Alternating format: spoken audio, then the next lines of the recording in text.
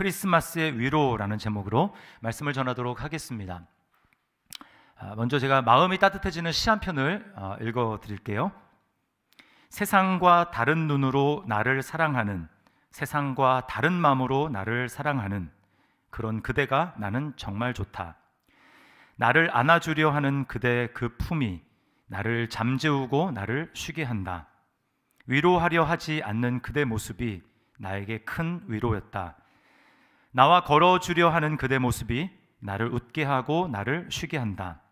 옆에 있어 주려 하는 그대 모습이 나에게 큰 위로였다. 나의 어제의 그대가 있고 나의 오늘의 그대가 있고 나의 내일의 그대가 있다. 그댄 나의 미래다. 가수 권진아 씨가 부른 위로라고 하는 그 가요의 노랫말입니다.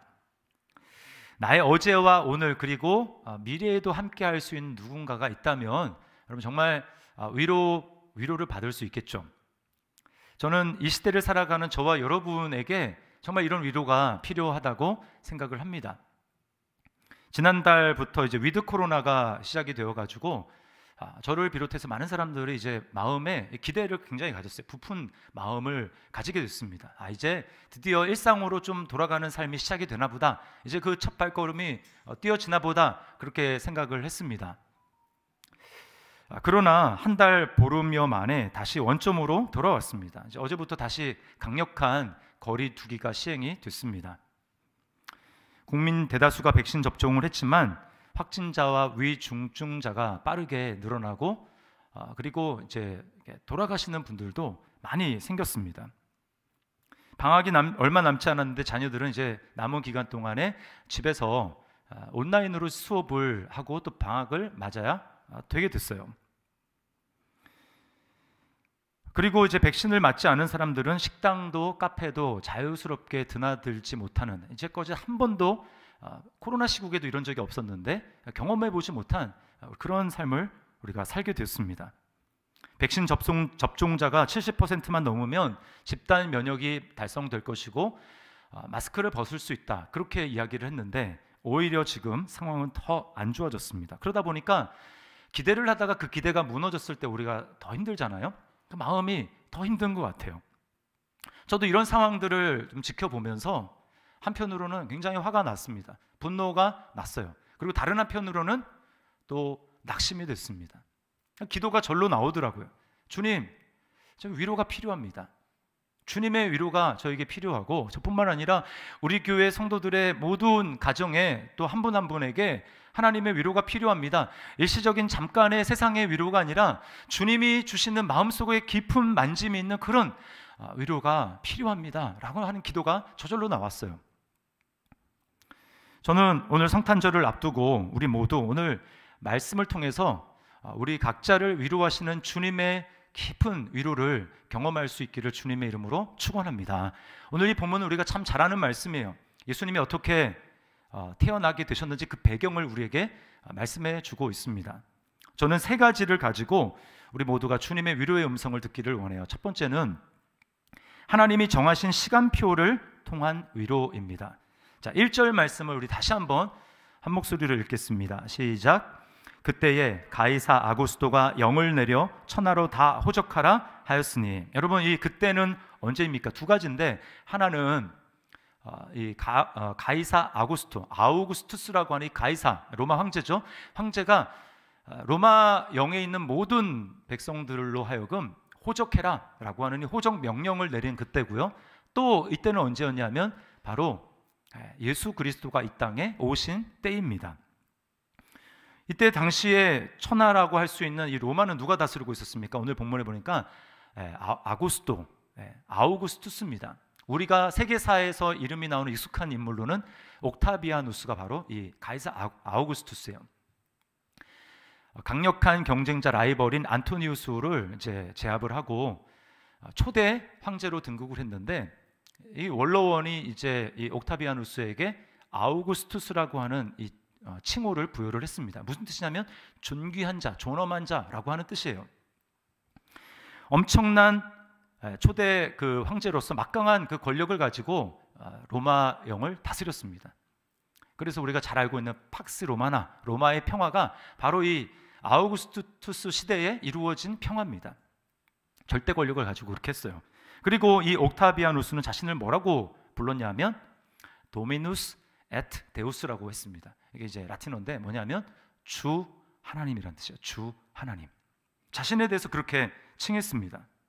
그리고 주 하나님인 이 아우구스투 존귀한 자 로마 황제 초대 황자가 지금 로마령에 있는 모든 백성들로 하여금 다 호적해라 라고 하는 것입니다. 그 호적의 목적은 딱 한 가지예요. 인구수를 정확하게 파악해서 그 인구수마다 세금을 매길 목적으로 이제 그 호적령을 내린 것입니다. 그 황제의 명령을, 지엄한 명령을 거스른다는 것은 생각을 할 수가 없는 거예요. 자, 우리는 누가복음을 썼던 이 시대, 이 누가복음을 맨 처음을 읽는 초대교회 성도들, 원독자들, 그들의 입장을 한번 생각을 해볼 필요가 있습니다. 누가복음은 AD 60에서 61년쯤에 기록되었다고 이렇게 학자들이 이야기를 합니다. 이때는 언제냐면 사도행전 28장에 바울 사도가 황제에게 이제 하소연을 해가지고 로마로 가지 않습니까? 그래서 아직 미결수로서 로마의 감옥에 갇히게 됩니다. 그때가 바로 딱 이때예요. 그때 누가 옆에 있었냐면 누가라고 하는 이 선교의 동역자가 바울 옆에서 함께 감옥에 있었습니다. 그리고 그때 기록한 것이 바로 누가복음이에요. 여러분, 그때 이 누가복음을 맨 처음에 써졌을 때 그 편지를 읽는 초대교회 성도들을 한번 생각을 해보십시오. 그들이 감수해야 됐던, 그들이 가지고 있는 믿음 때문에 그들이 감수해야 됐던 고난과 고통을 한번 생각을 해보세요.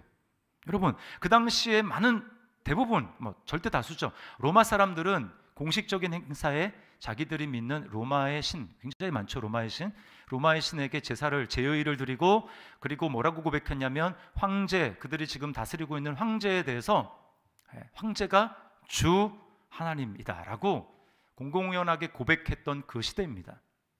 그러나 여러분, 믿음을 가진 그리스도인이 황제에 대해서 주 하나님이라고 고백할 수 있습니까? 없어요. 왜 그렇습니까? 그리스도인에게, 예수님을 믿는 그리스도인에게 주 하나님은 예수 그리스도밖에 없기 때문이죠. 그 예수님을 믿음으로 말미암아 우리가 구원받은 것 아닙니까? 그래서 로마서 10장 9절 10절 말씀에 이렇게 말씀합니다. 내가 만일 내 입으로 예수를 주로 시인하며 또 하나님께서 그를 죽은 자 가운데서 살리신 것을 내 마음에 믿으면 구원을 받으리라. 사람이 마음으로 믿어 의에 이르고 입으로 시인하여 구원에 이르느니라. 아멘. 우리가 다 이렇게 예수님이 주님이 되시고 하나님이 되신다고 공공연하게 고백함으로 저와 여러분이 구원을 받았습니다. 그런데 로마 사람들의 입장에서 한번 생각을 해보십시오. 로마 당국의 입장에서는 모든 로마 사람들이 고백하고 있는 그 신앙의 고백, 황제에 대해서 황제가 주 하나님이다 라고는 그 고백을 유일하게 하지 않고 예수가 주 하나님이라고 고백하는 이 그리스도인들은 반역자인 거예요. 반역자, 우리와 함께 할 수 없는 반역자. 이것 때문에 초대교회 수많은 성도들은 순교를 당했습니다. 어떤 사람들은 재산이 다 몰수당했습니다. 어떤 사람은 감옥에 갇히기도 했죠. 이들이 지금 누가복음을 읽는 독자들이 바로 그런 시대에 살고 있었던 거예요. 그들은 이 누가복음을 읽으면서 30년 전쯤에 있었던 그 당시에 예수님이 나실 때 처음 황제가 아우구스투스가 다스리던 시대를 지금 다시금 상기하게 되는 것입니다. 바로 그때에 절대 권력을 가지고 자신을 주 하나님이라고 이야기하는 그 아우구스투스 황제의 한마디 명에 의해서 천하가 일사불란하게 움직여지고 로마 황제의 명령만이 유일하게 권위가 있는 명령인 줄 알았는데 어떻습니까? 이들이 누가복음을 읽으면서 다른 걸 보는 거예요.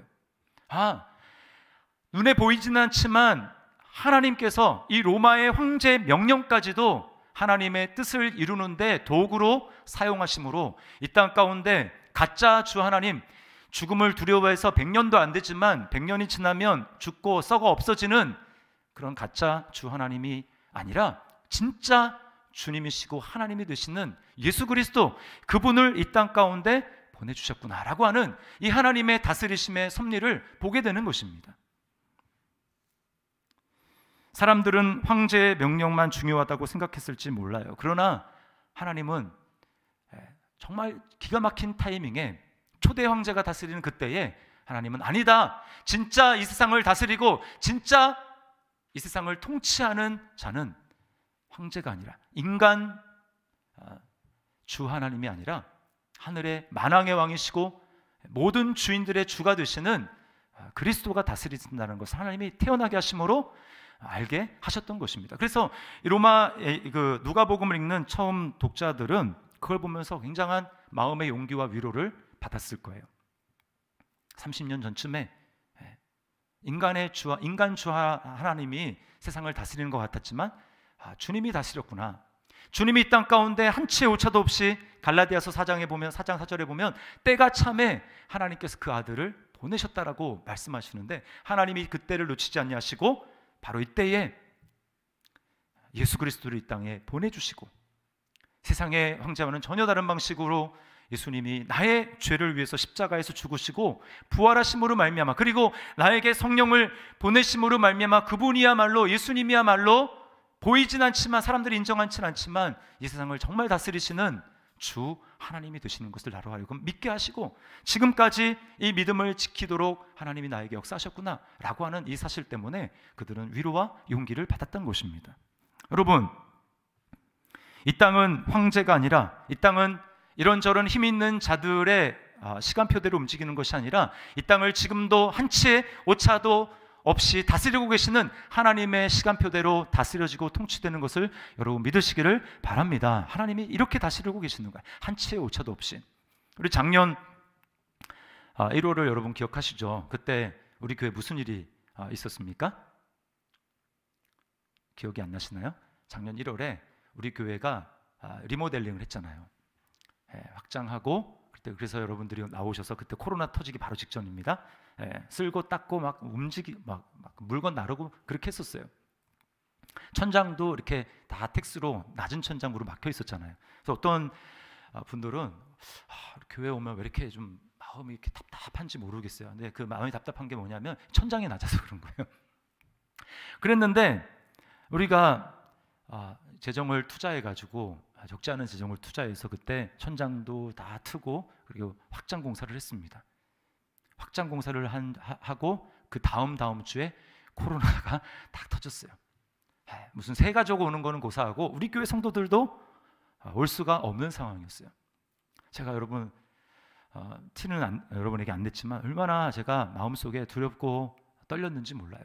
야, 이러다 교회 문 닫는 거 아니야? 정말 하나님 은혜 가운데 힘차게 믿음으로 시작했는데 교회 문 닫는 거 아니야? 재정이 어려워지는 거 아니야? 힘들어지는 거 아니야?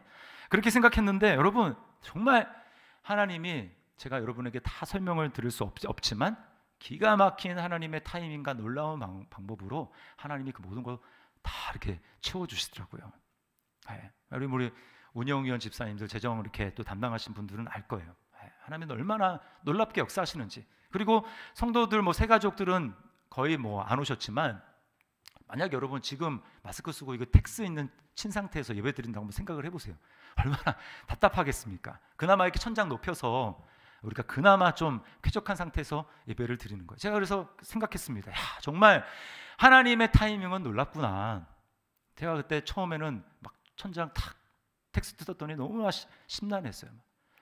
이 텍스 안 뜯을 줄 알고 막 전기줄을 막 가로 있고 엄청 심란했습니다. 근데 하고 나니까 야, 정말 하기를 잘했구나. 하나님의 역사가 참 놀랍구나. 주님이 정말 기가 막힌 놀라운 방법으로 우리 더시티 사랑의 교회를 다스리시고 통치하시고 주님이 되시는구나 라고 하는 것을 제가 다시 한번 경험하고 지금도 계속해서 경험하고 있는 것입니다. 여러분, 이제 코로나가 다시 창궐을 해서 무슨 오미크론이니 뭐니 지금 막 또 사람들이 두려워합니다. 여러분, 무엇을 두려워하고 있습니까? 무엇 때문에 염려하고 있습니까? 코로나가 두렵습니까? 여러분의 건강이 염려가 되십니까? 재정적인 문제가 있습니까? 자녀의 문제 때문에, 또 앞날에 어떻게 될지 그 진로 때문에 여러분 고민이 있습니까?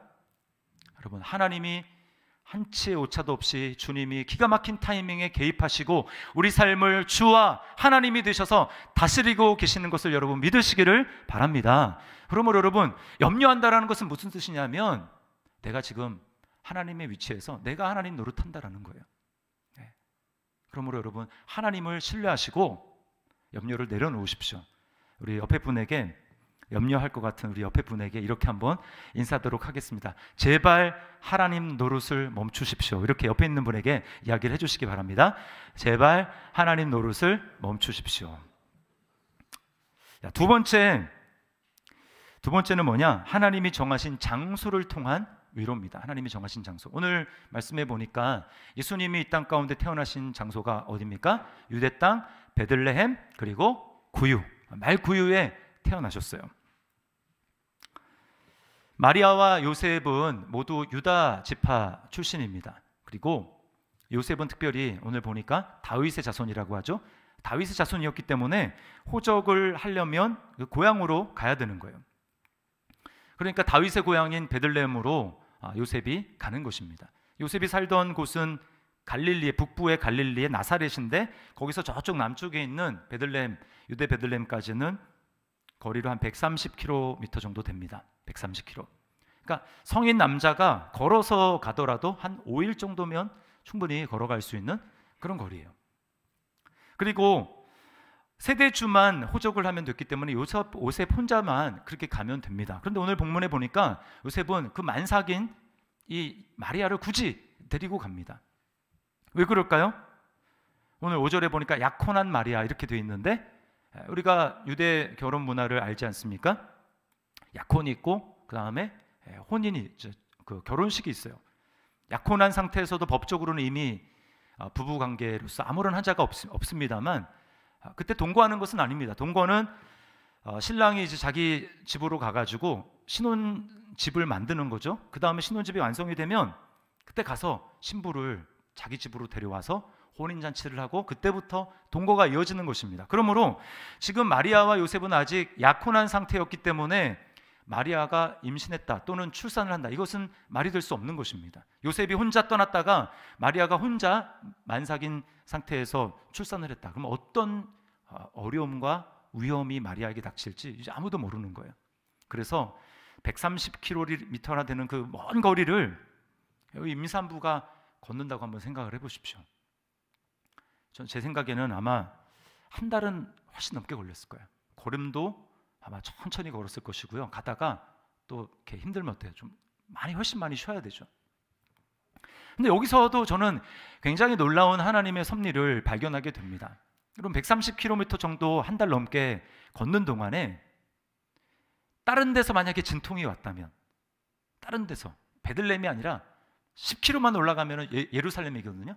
예루살렘, 거기서 만약에 진통이 왔다면 그럼 하나님의 뜻이 이루어질 수 없는 것이죠. 그러나 하나님은 정확한 타이밍에, 그 전까지는 진통이 하나도 없게 하시다가 베들레헴에 딱 발을 들여놓는 순간 진통이 오게 하는 거예요. 왜 그러셨을까요?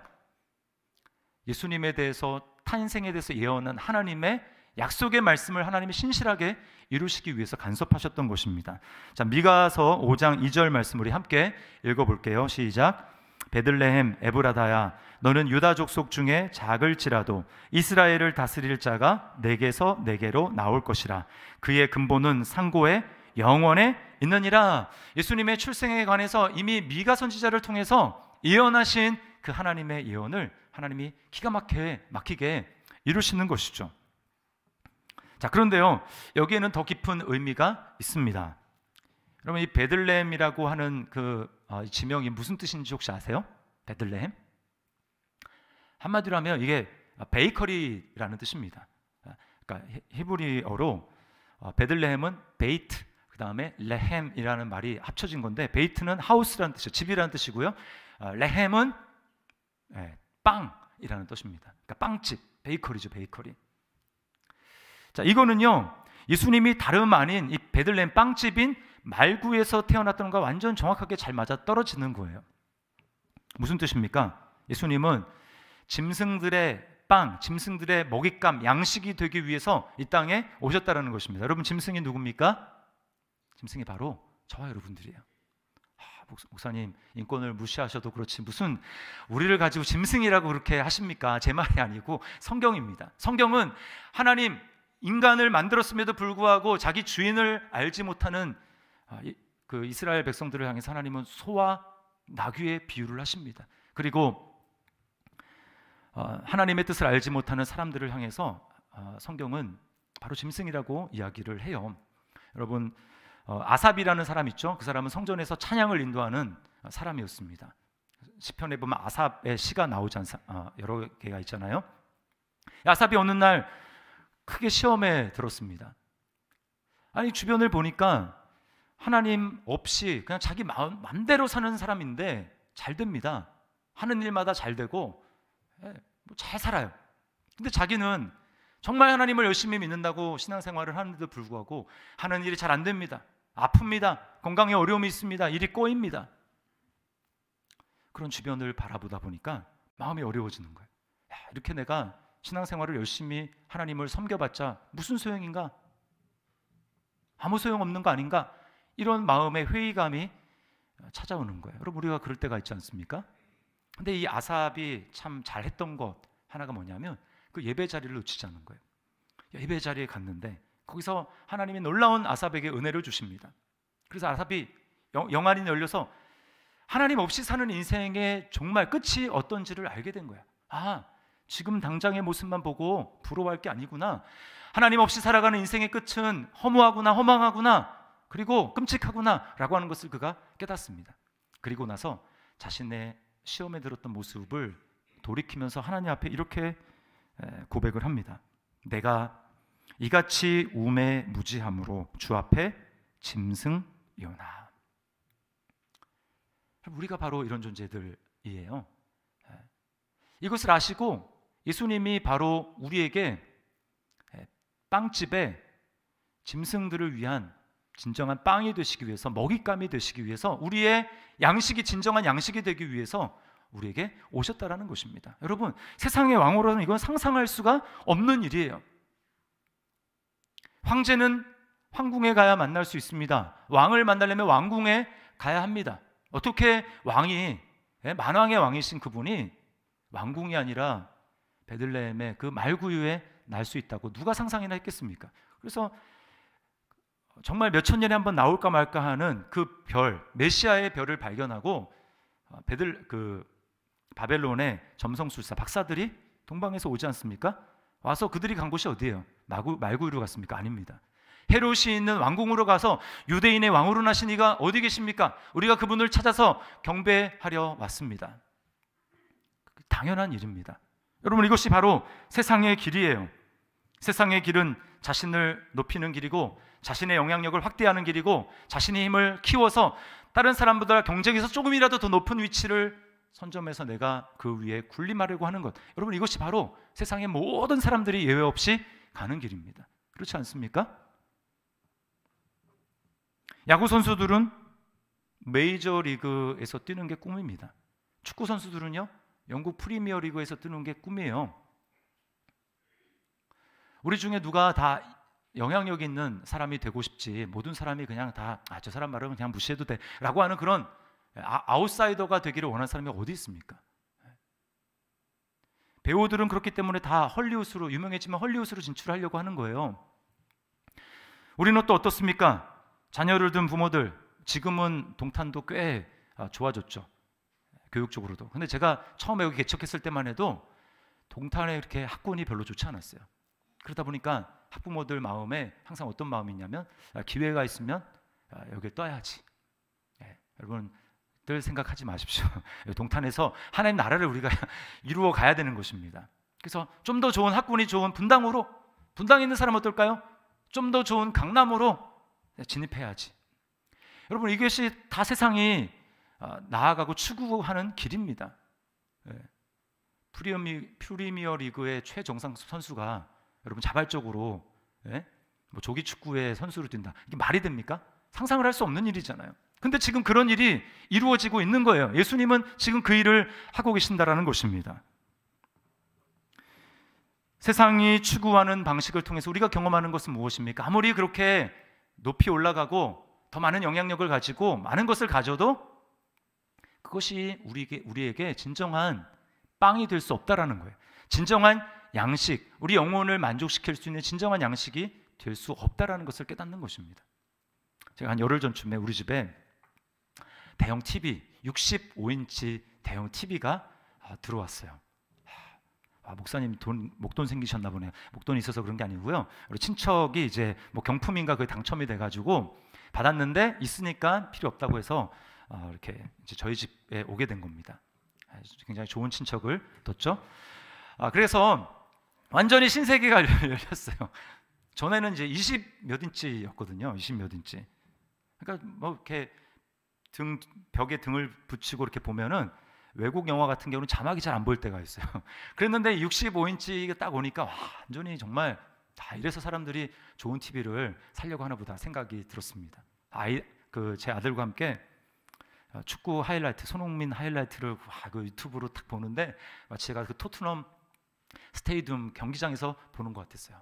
정말 우리가 다들 보면서 와.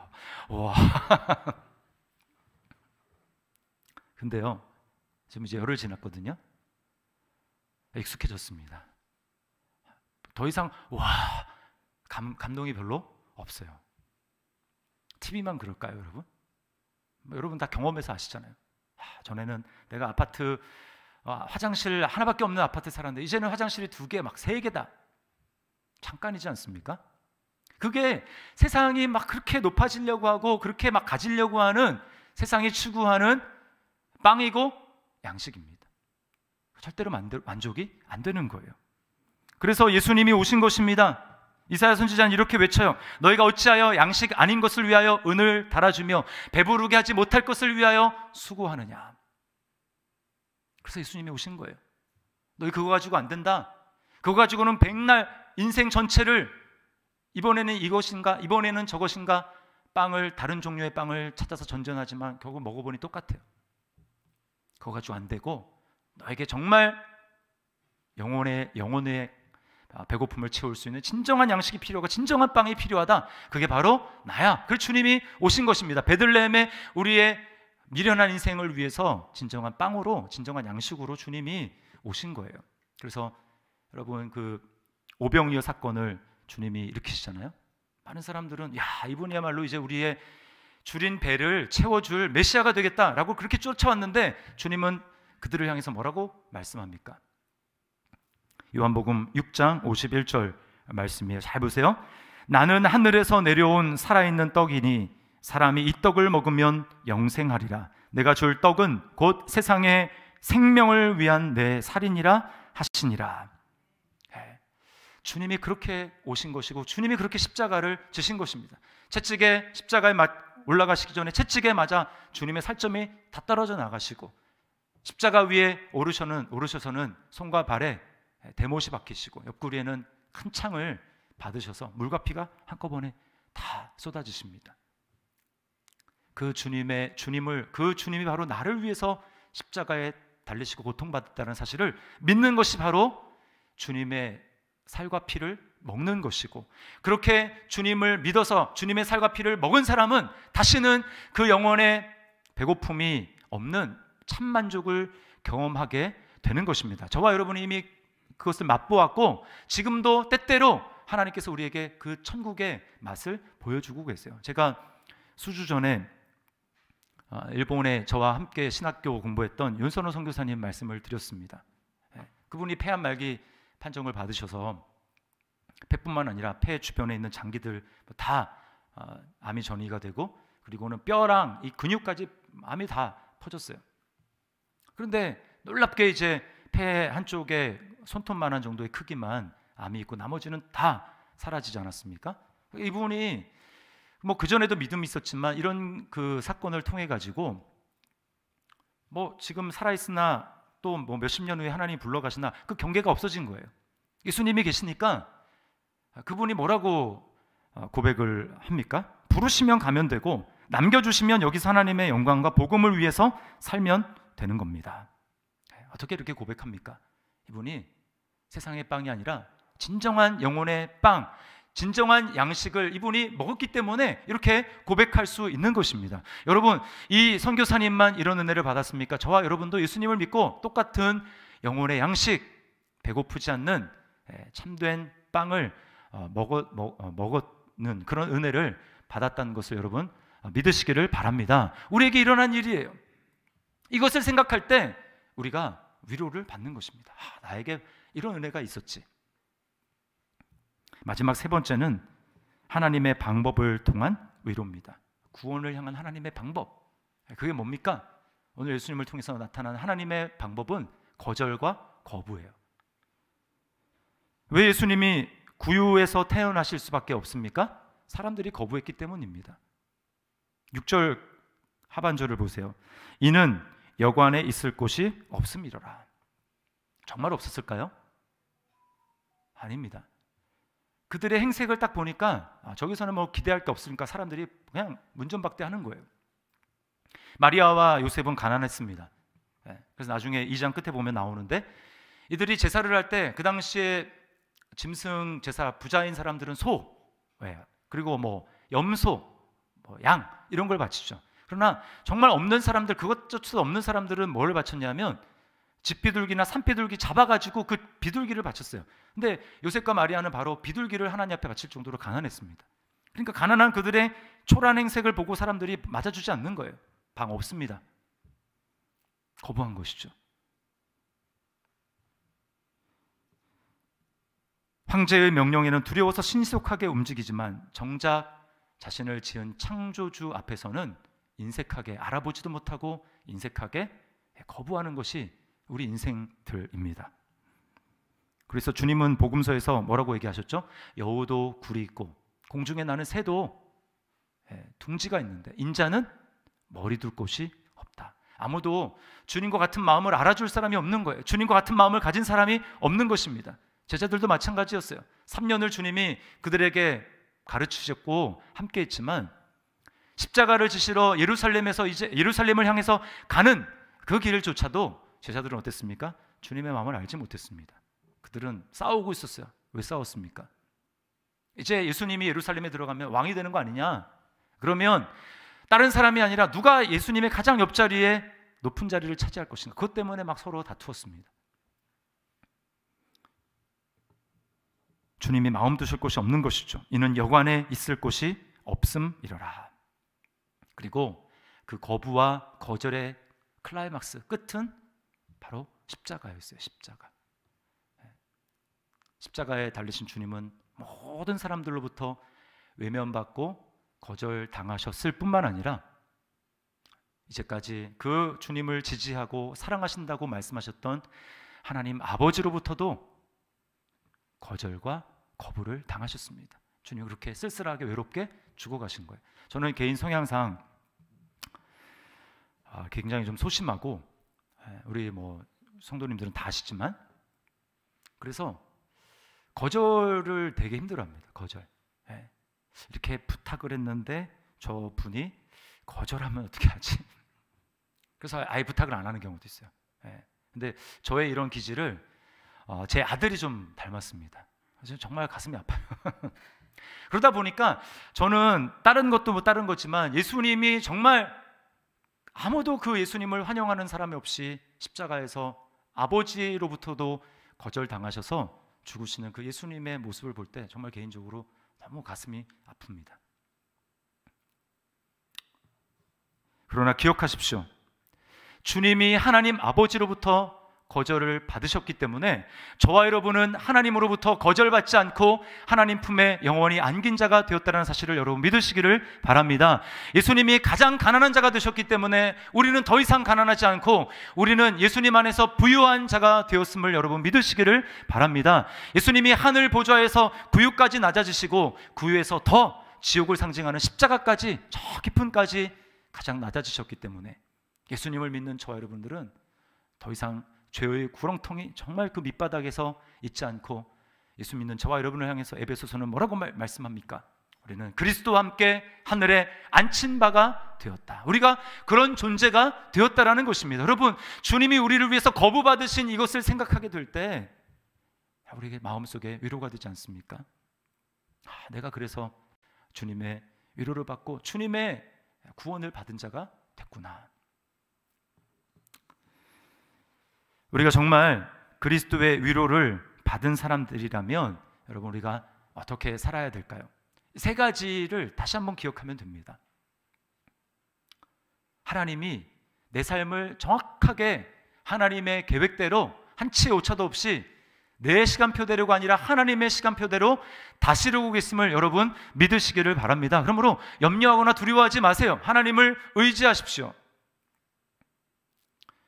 그리고 내가 정말 그 진정한 빵을 먹은 사람이라면 이제 더 이상 세상 헛된 곳을 찾아서 이것이 나에게 만족을 줄까? 세상에 빵을 찾을 것이 아니라 우리가 예수님을 더 갈망하고, 또 내가 그런 은혜를 받은 사람이라면 이제 세상의 길처럼 높은 길을 추구하며 올라갈 것이 아니라 우리도 말고 위로 가야 됩니다. 내려가야 됩니다. 예수님의 십자가에 가신 그 길을 우리가 따라가야 됩니다. 그 길은 사람들의 환대를 받는 길이 아니에요. 거절과 거부를 받는 길입니다. 주님, 우리는 그 길로 부르세요. 높은 길에는 주님이 안 계십니다. 우리가 정말 주님의 은혜와 위로를 계속해서 경험하기를 원하신다면 우리는 겸손하신 그 예수님, 그 길을 우리가 걸어갈 때 거기서 주님의 위로를 받는 거예요. 너가 내 마음을 아는구나. 사람들은 모르지만 너는 내 마음을 알고 나와 같은 곳에 마음을 두고 있구나 라고 하면서 주님이 우리를 위로하시고, 그런 주님의 위로를 받는 우리를 통해서 주님이 증거되는 것입니다. 생명의 빵이신 예수님은 증거되는 거예요. 높은 곳을 통해서는 증거되는 것이 아닙니다. 아까 설교 초반에 제가 그 노래 말 읽어드렸잖아요. 거기 후렴을 다시 한번 말씀을 드릴게요. 나의 어제에 그대가 있고, 나의 오늘에 그대가 있고, 나의 내일에 그대가 있다. 그댄 나의 미래다. 우리에게 바로 이 그대는 누굽니까? 바로 예수님이에요. 예수님은 2000년 전에 우리와 함께 하시기 위해서 이 땅에 가장 큰 선물로 우리에게 오셨습니다. 나의 어제에도 예수님이 함께 계셨고, 나의 오늘에도 주님이 함께 하시며, 나의 내일에도 우리 주님은 나를 떠나지 않으시고 함께 하시겠다고 약속을 하셨어요. 여러분, 이거보다 더 큰 위로가 어디에 있겠습니까? 이 주님을 기억하면서 여러분, 환경을 바라보고 거기서 위로를 얻으려고 하지 마시고 우리 주님 안에서 위로를 경험하는 성탄절, 또 계속해서 그런 위로를 경험하며 살아가는 우리 저와 여러분의 삶이 될 수 있기를 주님의 이름으로 축원합니다. 우리 말씀을 기억하면서 우리 찬양했으면 좋겠는데요. 저는 이제 황제들, 높은 영향력 있는 사람들만 주목하는 이 세상에서 예수님의 좀 이름을 높였으면 좋겠습니다. 그래서 예수는 주, 모든 이름 위에 뛰어난 이름, 우리가 그 이름을 예수님이라고 힘차게 좀 선포를 했으면 좋겠고, 이어서 그래서 내가 예수님이 오심이 기쁩니다. 우리 기쁨의 찬양을 하나님 앞에 드렸으면 좋겠어요. 모든 이름 위에 뛰어난 이름을, 이 찬양을 우리 하나님 앞에 드리겠습니다.